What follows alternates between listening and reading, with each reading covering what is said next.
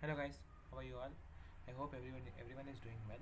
Now today we are going to start our Flutter campaign, which is like 100 days of Flutter, so that you can become a pro in Flutter from and start developing your own apps and deploying it on Google Play Store.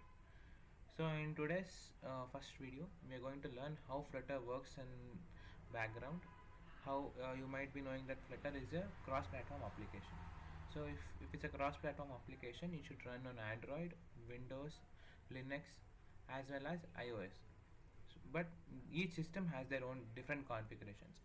How does this one framework work on all the platforms? So what is happening behind the scenes? Today we are going to learn that. So let's get started.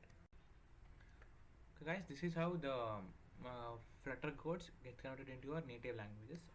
As you all might be knowing, or I'll tell you, this Flutter is written in a language called Dart.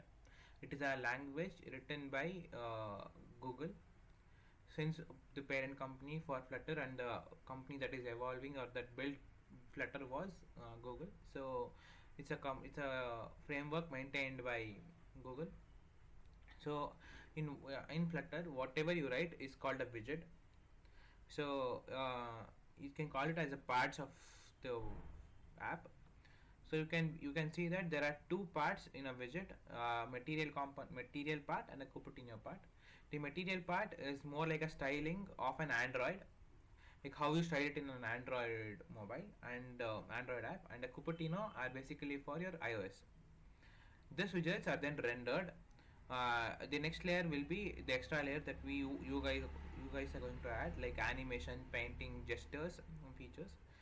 All these will be your foundation, the basic level. Then Dart code is converted to C and C++. Dart language is written above C++. So anything that you write in C plus Dart is then finally converted to C and C++. Because of this feature of conversion from Dart to C and C++ and running the entire code in C++ has makes it a very beneficial for Dart, as C and C++ are extremely fast, and all the operating systems are generally written in C and C++. So these are converted into this can be used in all the operating systems, making it cross platform or multi platform oriented. So this gets converted into C and C++. This C and C++ codes are highly optimized, helping it increasing your performance. So these are some of the components. We not get into detail. So the basic structure is you have all the working of your app, functions, packaging, plugins, net, all this.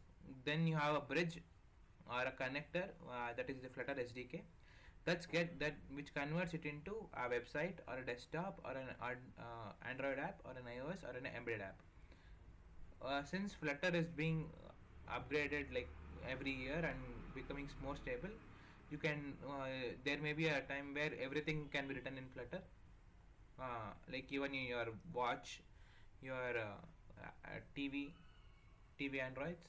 So yeah, all those things. Uh, this is the working behind of a Flutter app, how it's converted into your native languages. Uh, do take care of this, because these are the questions that are going to be asked in your Flutter development interviews. They'll ask you how Flutter works behind the scenes. It has been asked for me personally in 3 of the interviews. So do take a complete look of it. Thank you. In the next video, we are going to learn. We're going to start with our first Flutter project and start with the first Flutter project and start building it.